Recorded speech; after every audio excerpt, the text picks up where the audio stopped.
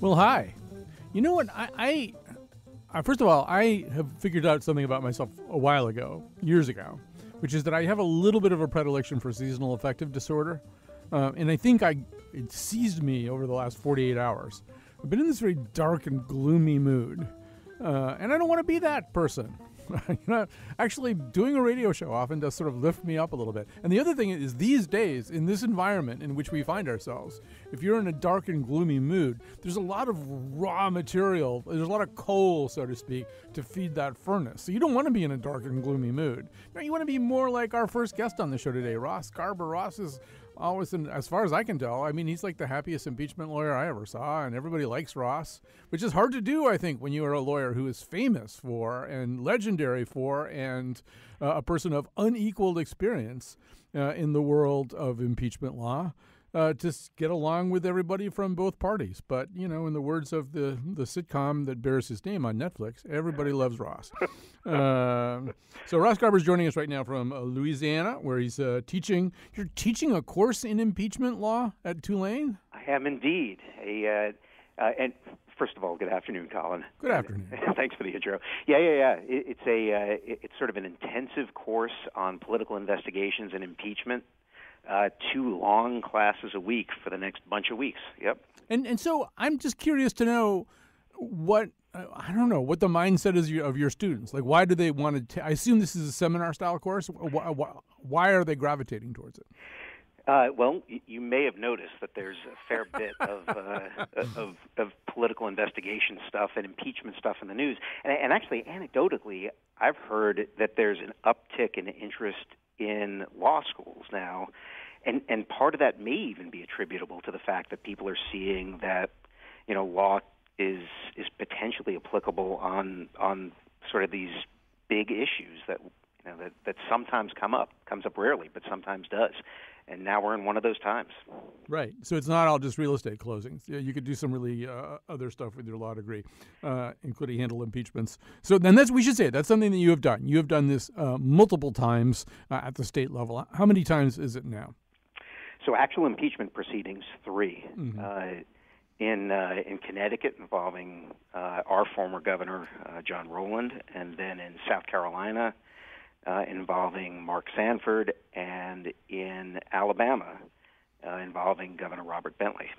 And we should say that for example, I don't know if it's true in the other 2 cases. In Connecticut, you were kind of more the Ty Cobb than you were the John Dowd, as I recall. In other words, Ty Cobb is officially on the staff of the White House. He is representing the interests of the White House. He is not the personal lawyer of Donald Trump. So, like, John Dowd is the Willie Dow, and you were the Ty Cobb, something like that. Yeah. And in fact, that's what I do in every case, and it's very, very different. In fact, for the Alabama impeachment, I was appointed Deputy Attorney General of Alabama, which I don't think I've resigned from or been fired from. So I think I'm still the Deputy Attorney General of Alabama. You could probably use the health club there or something. You know? I don't know, or run for U.S. Senate there, but yeah, and it's very different. So yeah, I represent always the office, in these instances, the office of the governor,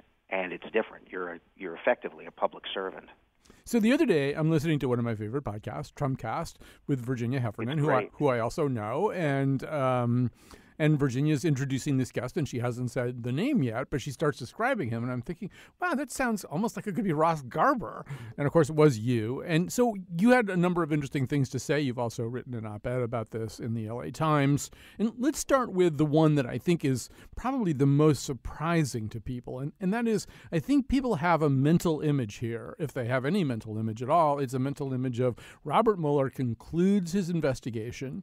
He issues some kind of report, and we all sit down on one day in America, and those of us who are interested, we read that report, kind of a la the Ken Starr report, which I might add was faxed to me page by page at the old WTIC in the Gold Building. Bill Curry and I were there, and we just would like run to the fax machine during the commercials, and like all this sordid stuff would be. We actually had to replace the fax machine because too much creepy stuff got faxed on it. But you're saying that that's not necessarily the case, and really that the statute that made that possible is not in force anymore either.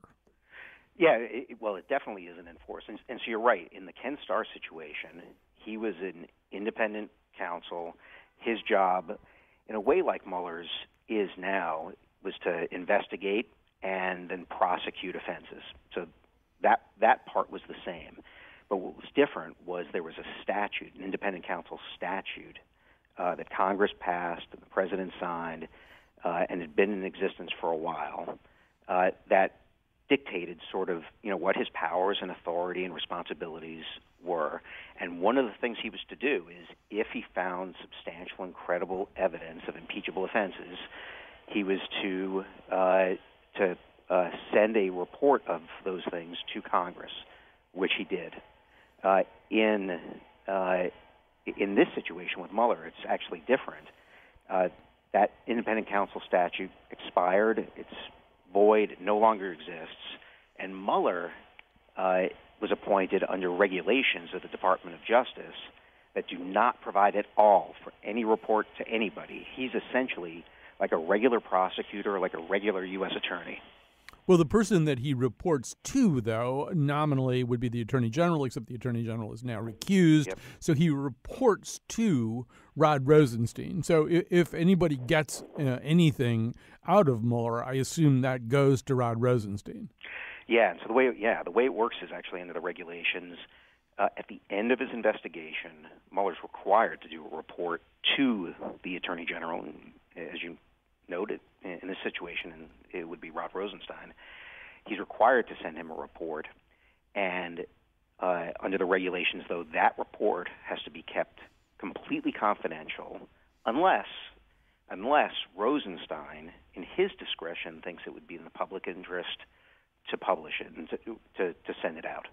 Right. And so, I mean, it's too much like, Schrodinger's cat or something for us to sit here trying to figure out, because we don't know what's in the report. We have no idea what might or might not motivate Rod Rosenstein, should he still be sitting in that particular office by the time this happens, to either publish it or not. Although one area of discretion we could look at is the notion that typically, if you don't have the goods and you're not bringing the goods to trial or to the form of an indictment, there are exceptions to this, right? I mean, Frank Mako famously said that he would, I think it was him, said that he could prosecute Woody Allen, but he wasn't gonna.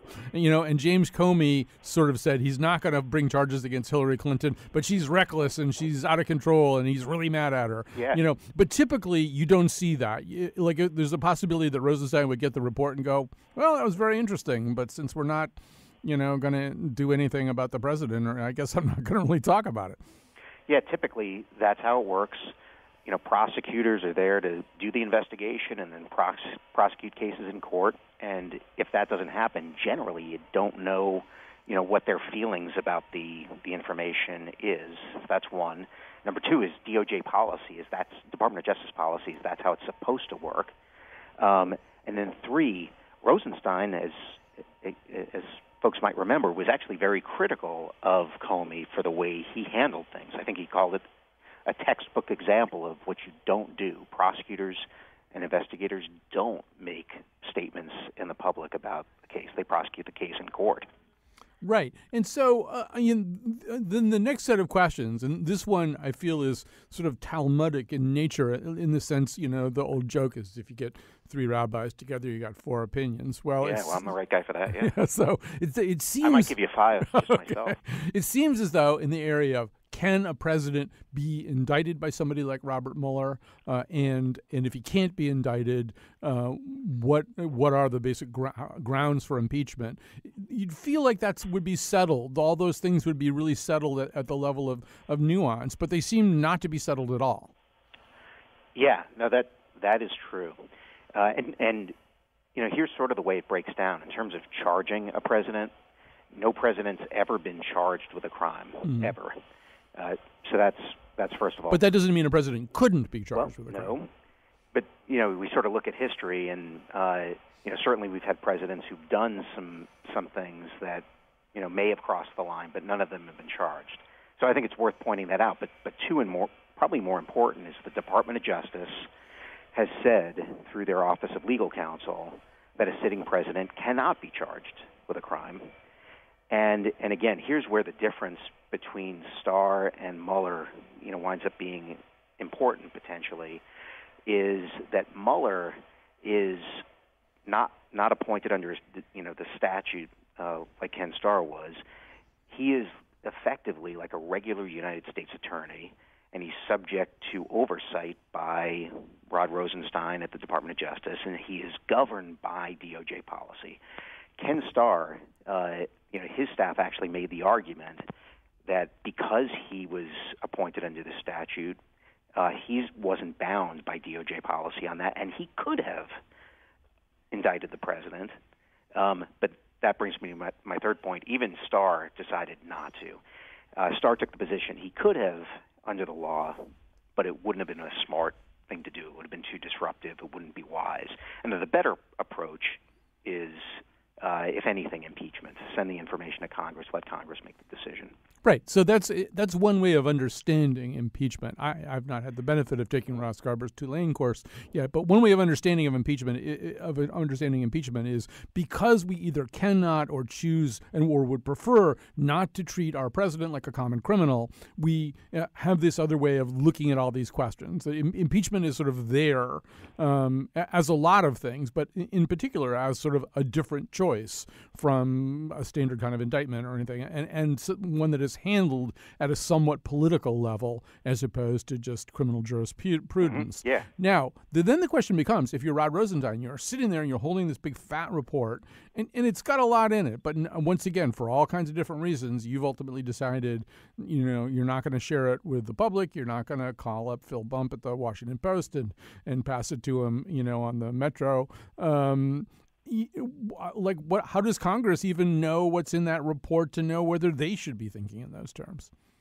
Well, Congress can do an investigation, and right now there are committees in Congress that are doing investigations. Congress has the authority to do oversight, to do investigations, to do impeachment inquiries, and so it's up to Congress to find out the facts.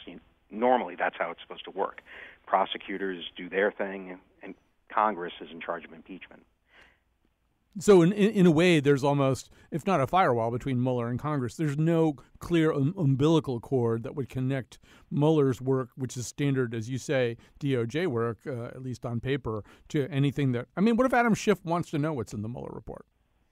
Yeah, so there are two things that could happen. One is, Rosenstein could have a change of heart and sort of pull a Comey or distinguish his situation from Comey's and just deliver the report to Congress or make a separate report to Congress.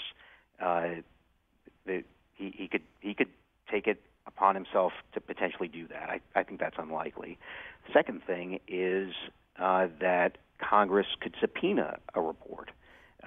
They could hear that there's a report or understand that a report's been delivered, and they can demand it from the Department of Justice. And then the Department of Justice would have to decide whether to produce it or not, and I think there are some potentially serious separation of powers issues. The notion that Congress is going to have the Department of Justice, an executive branch agency, do its work for it. Third is they can potentially subpoena Mueller to testify. So, there are lots of ways what Mueller is doing and the information he develops can wind up getting to Congress and even getting into the public, and that even puts aside leaks. Right. Well, I just want to go back to Rosenstein, because at the moment, the person with the broad discretionary power, the way that you describe it, is Rosenstein, because, in fact, if Rosenstein decides there's a compelling public interest in us knowing the details of the Mueller report, it seems as though, and that feels like something that's a judgment call, something that's somewhat subjective. And I would imagine that Ty Cobb, who's the, as we say, the White House lawyer who's handling this stuff for President Trump, when he briefs President Trump, the name Rosenstein probably comes up a lot as the answer to many of President Trump's questions. That's up to Rod Rosenstein to decide. Oh, Rod Rosenstein could get this report and decide to do something with it. Well, in a way, that sort of puts Rod Rosenstein in a rather perilous position. I mean, Donald Trump might be very interested in having somebody whose behavior he could predict more reliably. Look, that may be true, and I'll put an even finer point on it. Even an indictment, let's say that Mueller decides that he can indict the president. Ultimately, under the way the regulations work, Rod Rosenstein can veto that notion, can say no, there won't be an indictment of the president. And so, it does come down to Rosenstein on a lot of these things, and I'm not sure anybody can completely predict what he's going to do. He's a career prosecutor. He's a career public servant. He's served under both Republicans and Democrats. He seems to be well respected by everybody, but in terms of predicting what he's going to do in this situation, I'm not sure anybody actually knows. I mean, the other thing that Mueller could conceivably do is just indict a hell of a lot of other people, some of them with the last name Trump, some of them married to people with the last name Trump. I mean, he could really, I assume, indict like everybody who was at the Trump Tower meeting. He could do all of those things and never say a word about the president, but make life incredibly uncomfortable for the president. And in that situation, when there are indictments, the indictments are shared publicly. We now suddenly know, why is Jared Kushner getting indicted? Why is Donald Trump Jr. getting indicted, et cetera, et cetera. We'll know exactly why that is. And that sort of does send a message also to Congress. They can read all those indictments and go, oh, well, here's the problem. Yeah, well, I mean, two things. One is he could even go a little further than that. In indictments, there are sometimes what's referred to as unindicted co-conspirators. I know some personally. Right. We probably all do. And I'm not saying there are any grounds to consider the president an unindicted co-conspirator in anything. But if Rosenstein did, he could potentially identify the president as an unindicted co-conspirator in these indictments, and lay it all out. Now, the one safety valve, I suppose, is that the president can pardon anybody he wants, and all of this assumes that he doesn't pardon everybody, before Mueller actually issues indictments. That would assume he knows who's going to potentially be indicted. Right. Well, let's say he pre-pardoned a whole bunch of people. Let's say he pre-pardons Manafort, Flynn, his son-in-law, his son, all those kinds of people. Would that preclude Mueller issuing the indictments? Because the paper record of the indictments, even if the pardons exist, would be, as I said before, of great interest to the American public. Yeah, I think you could not indict somebody who'd been pardoned, and I'd be shocked if Department of Justice leadership would allow an indictment of somebody who had been pardoned.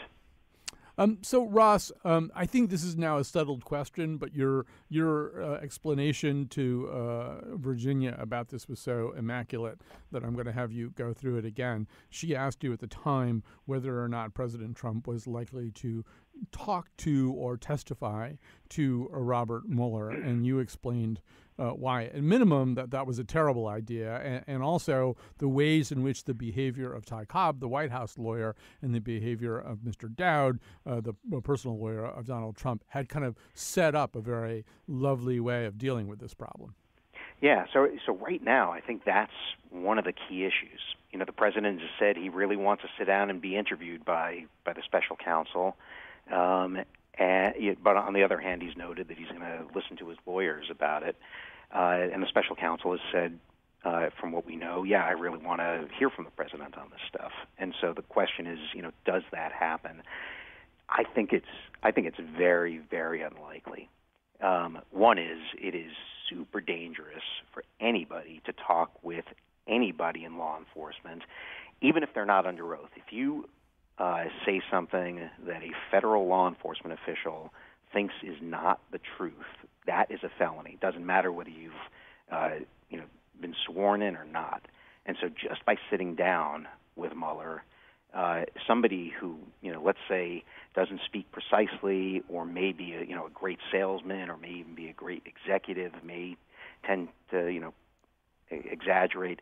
That person is an incredible peril of a prosecutor or an agent saying, you know what, that's not what you're doing is not salesmanship, it's not puffery, it's not sort of, you know, generalizations. What you're doing is you're lying to me, and that's a danger that the president would have. Right. I mean, I think the point that you've made in a number of contexts is that these people, some of whom you have represented, their career is based on the notion that they can make the best possible case for themselves, and a case that will prevail over other opinions. Like, why am I what I am today? Because I told the electorate that I'm this. I sold myself to the electorate. I really know how to convey all of my tremendous virtues and advantages so incredibly well that I don't need you, Ross Garber, to help me at all. I can just talk my way out of this. Yeah. Well, and with some exceptions. I mean, you know, our Senator Blumenthal, you know, speaks very, very precisely, but for the most part, you know, people who reach that level, you know, Senate, governor, president, they don't get there by measuring their words incredibly carefully. You know, yeah, often they speak boldly, and they're not the type who are going to listen to, you know, weenie lawyers tell them, you know, what to say and what not to say. So yeah, that is a danger, and look, you know, Mueller could potentially subpoena the president to testify if he doesn't agree to an interview. But no president has ever been commanded by a subpoena to testify at a grand jury, and so that's an open question. He might or might not do that. So I think I think we're going to maybe see some interesting things play out there. You know, from what we've heard, the president's personal lawyer is trying to negotiate with Mueller to get answers to written questions. And we don't know what Mueller's reaction to that is. Probably no, but that's probably the first round, and I think what Trump's lawyers would want to have happen. All right. Well, we're going to have to stop now. I should be like Trump and say, actually, I would like to keep Ross Garber on the air for my entire hour today, but my lawyers will not allow that to happen. There you go. Anytime, Colin. All right. Ross Garber, so great to talk to you live from Louisiana, where he is. I think it's a good course to be teaching in Louisiana, too. You picked a good state. But Ross Garber, who co-chairs the Government Investigations Department at Shipman and Goodwin, served as lead defense counsel in impeachment proceedings for 3 different Republican politicians, is one of the leading experts in this whole question. And thanks so much for being with us today, Ross. Thanks for having me, Colin. All right. Everybody loves Ross. Not everybody loves Paul Manafort, so it's a nice segue. That's what we'll be talking about in the next segment. And we'll be talking about why North Korea is not cute, no matter how cute you try to make North Korea, in the final segment. Oh, no, we can't do that, man. No. Shut up, fool. Now, why should we do that, huh?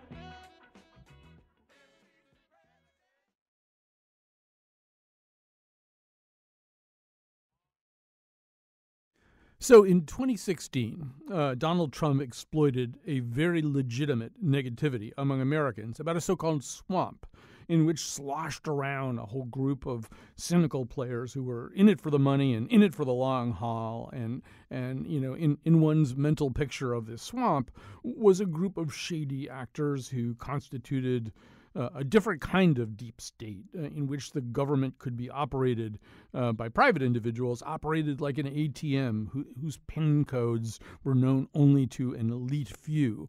You know, and as I say, that was a completely legitimate way of thinking about a problem that we have here in America. The deep irony or paradox, and it's darkly hilarious if you choose for it to be, was that Trump picked as one of his close advisors and for a while his campaign manager, one of the guys who built that exact swamp. He's from right around here, not far from where I'm sitting. His name is Paul Manafort Jr. He and his deputy were indicted by the aforementioned special prosecutor to the Russia investigation on charges including money laundering and failing to register as foreign lobbyists. Now comes a piece from Franklin Foer, national correspondent for The Atlantic and the author of World Without Mind. His article, which has appeared both under the titles American Hustler and The Plot Against America, appears in the print edition now of The Atlantic. It's been up online for your reading pleasure for a while, and he's coming back to join our show. Welcome back to our airwaves, sir. Thank you so much. So, I don't know where to begin this story, and I do want to go back in time with you eventually to New Britain, where this whole saga begins. But maybe we should begin in Ukraine, because ultimately, when one of the places where Paul Manafort's life takes a sharp turn is in Ukraine. What did he assemble in Ukraine, and then how did he lose it? So Paul Manafort, as you suggest, began as a creature of Washington, maybe one of the ultimate creatures of Washington, in that he invented one of the biggest, most successful lobbying and political consulting operations in town. And then in the 2000s, he kind of disappeared from the Washington map and resettled his career in Ukraine, where he became an advisor to oligarchs and ultimately an advisor to the president of Ukraine, Viktor Yanukovych, who came from the eastern part of Ukraine and was affiliated with the kind of pro-Russian forces within the country. And so Manafort helped him win the presidency of Ukraine, and Manafort amassed a great deal of power within the country. I have a quote in the piece from Rick Gates, who was one of his deputies, who told a group in Washington, he said, we are so deeply embedded in the Ukrainian state that Paul has a guy in every single ministry in the Ukrainian government, which was awesome for Paul Manafort and extremely lucrative. He made tens of millions of dollars off that, much of which was stashed away in bank accounts and tax havens like Cyprus. But then in 2014, there was a revolution in the country that swept away his patron, Viktor Yanukovych. And so suddenly Paul Manafort was a man who had once been powerful, who once had status. Suddenly he had none of those things. He didn't have a client. He'd evacuated Washington and bet everything on Ukraine. And he started to become desperate in a way in which he'd never been before. The feds started looking into his finances connected to Ukraine. So all the money that he had stashed in these tax havens in Cyprus and the Grenadines, suddenly he couldn't bring back to the United States, and so he became desperate for cash. He had to go hunting for new clients, and he really was struggling to find them. And his personal life started to crumble. He'd been having an affair, and he got caught twice. And so he had a bit of a breakdown and got sent to a clinic in Arizona for a month, where he was only permitted a 10-minute phone call every day. And so this is the backdrop for Paul Manafort joining the Trump campaign. Here was a guy who was desperate, who'd had a bit of a shady career, and probably knew that he shouldn't be subjected to all the public scrutiny that comes with running a presidential campaign. Yet he'd fallen so hard and so fast that he ignored essentially all the advice that he would have probably given to somebody else in his position, which was to stay far away.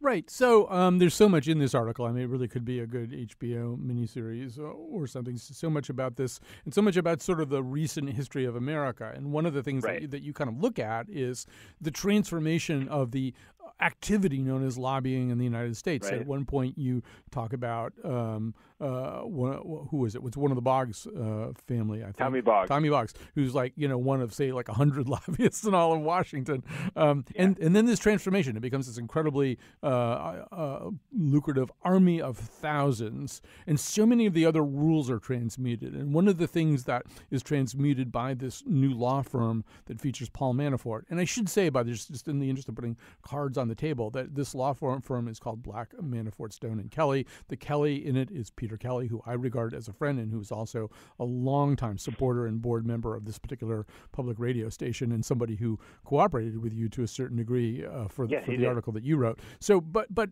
like one of the things that this law firm does, and particularly Manafort as the point man for this, is start representing strong men. I mean, strong men from other countries, for want of a better collective term. Right, that's exactly right. One of the ways in which they pushed the envelope was that they started representing dictators and guerrilla leaders, and there were a lot. This was the height of the Cold War, and so you had a lot of kind of unsavory characters who were aligned with the United States, who needed to improve their image in Washington in order to keep the foreign and the military aid coming. The Reagan administration was under pressure to help turn something more palatable to American audiences, and so the firm worked with these goons, these thugs, in a lot of instances, to try to improve their image, both here and sometimes that entailed improving their image here. Sometimes entailed improving their image back at home and creating kind of Potemkin elections where they could achieve some patina of democratic legitimacy, and that's something Paul Manafort excelled at. And to Peter Kelly's credit, I think that there was tension within the firm about how far to go in that direction. And in the way that he tells the story, he was on the side that was kind of urging restraint, and there were clients that he didn't know that the firm had taken on, and that's his view.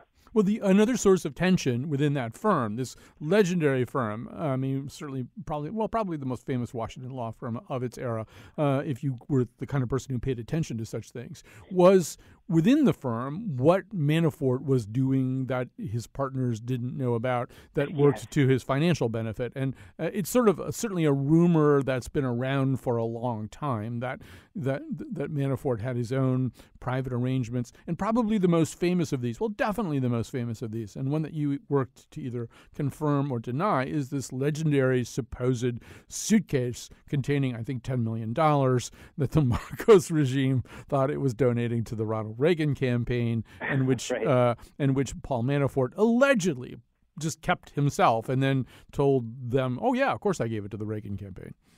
Yeah, it's one of sometimes.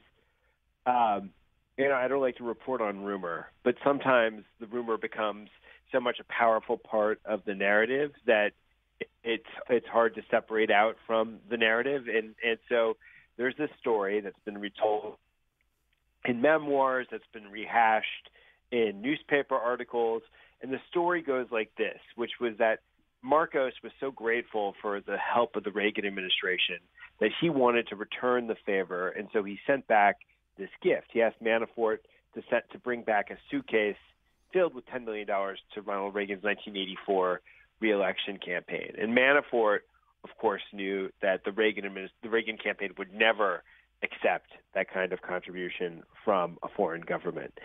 And yet he also knew that the money was just sitting there, and so he decided that, according to the legend, he decided that he might as well just take it back and keep it for himself, and everybody would be happy.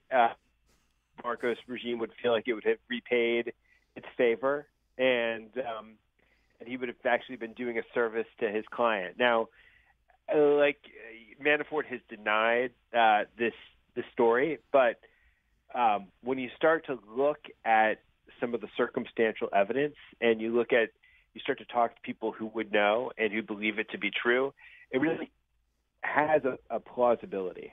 Right, except maybe how do you fit all that money into one suitcase? But details.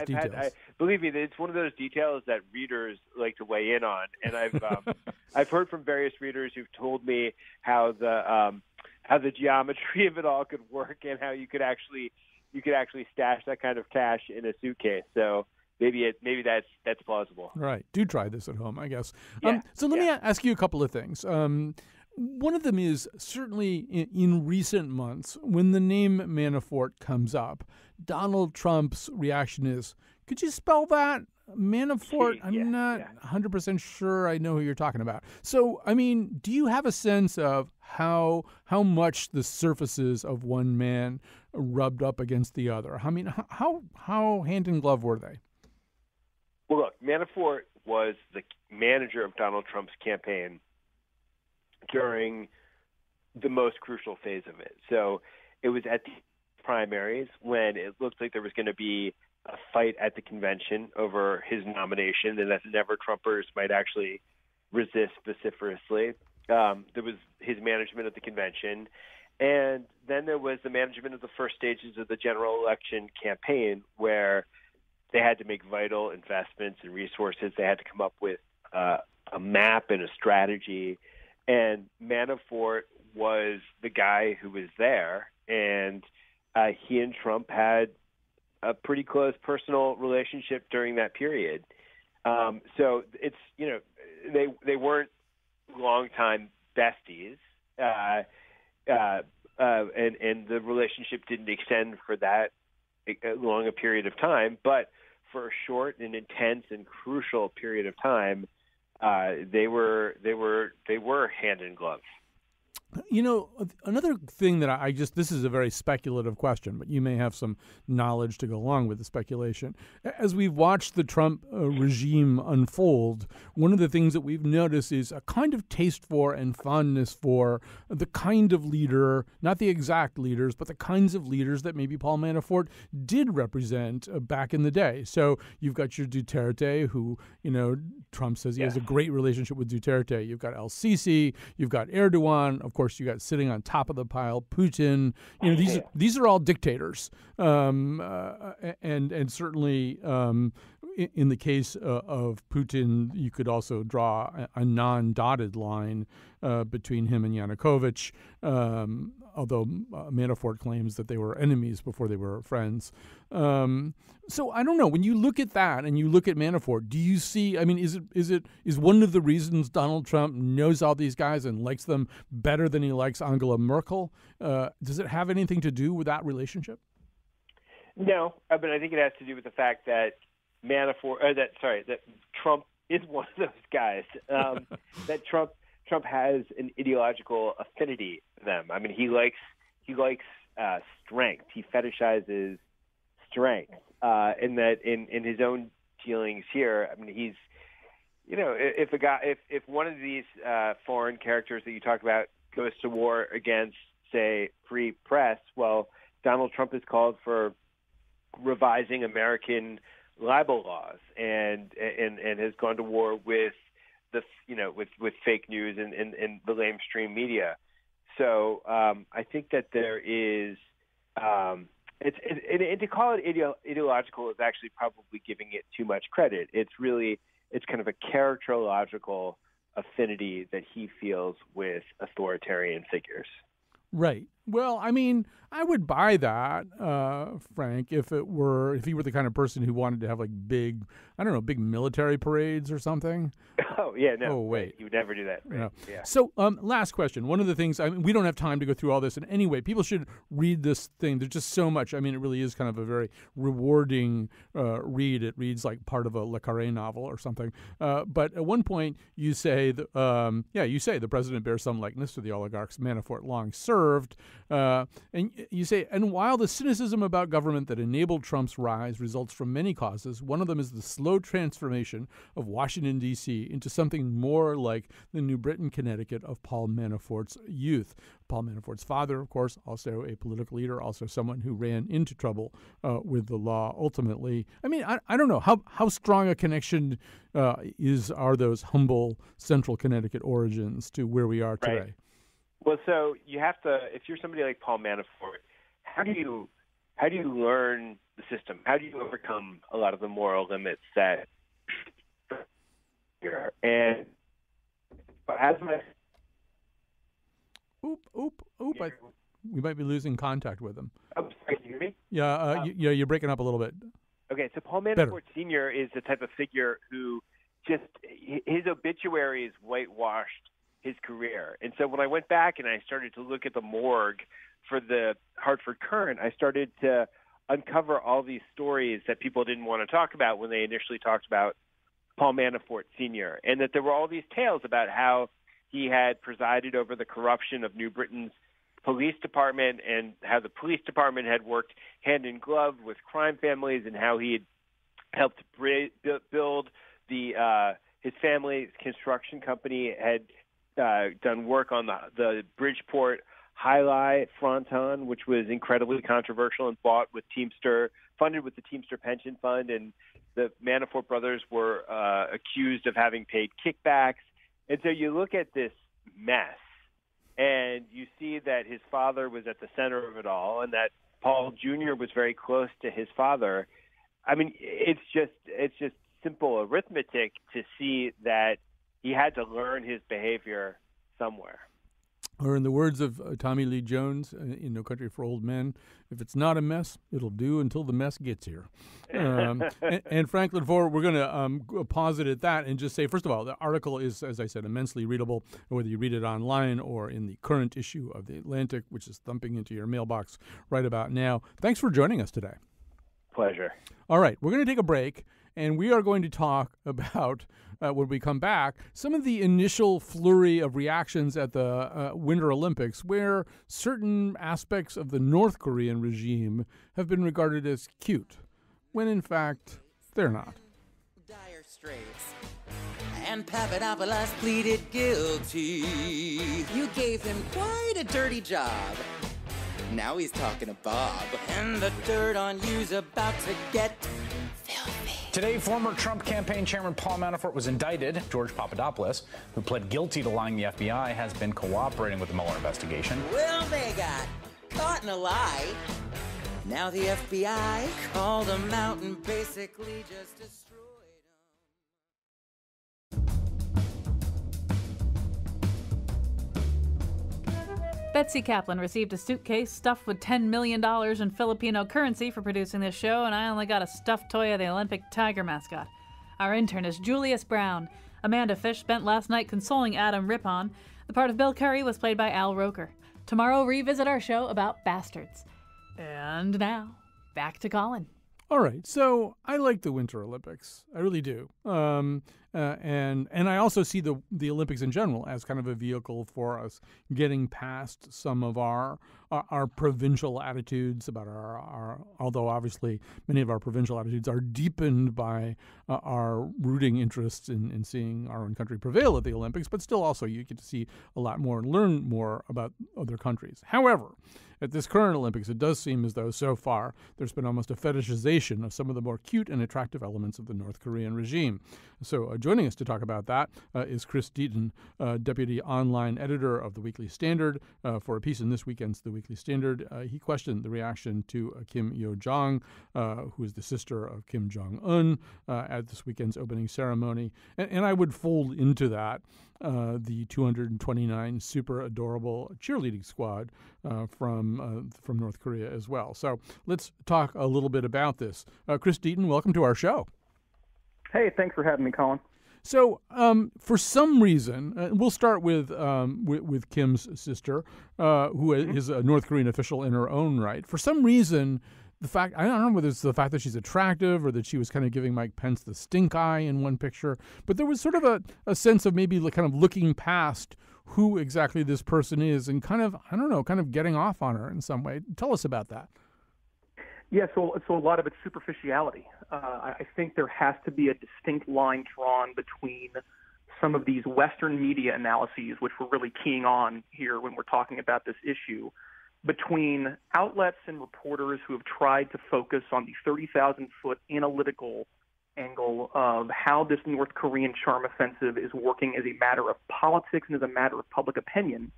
And then the other part of it, which from my interpretation from what I've read in Reuters, and CNN, and The Times, and elsewhere, and some of these individual reporters, the Washington Post had one who tweeted that GIF of Kim Yo-jong giving Mike Pence the side eye, that were very superficial. And look how, this woman is really sticking it to the Americans.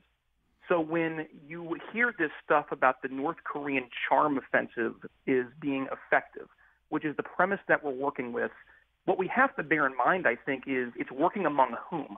And nobody has ever made the case that it's actually working among the South Korean people. And it's here where I would point some of your listeners in the direction of one of my colleagues, Ethan Epstein, who writes about Korea extensively and has a very good background on this stuff. He pointed out scientific polling domestically that found that 2/3 of South Koreans don't believe the Olympics changed anything about the North's aggression, that they were split on the announcement of the North-South joint hockey team. And after that hockey announcement, President Moon of South Korea, his approval rating actually went down. So if this charm offensive is not working among the South Korean people, which seems like a crucial component of this. Who's it working among? Some experts, sure, but also certainly the media.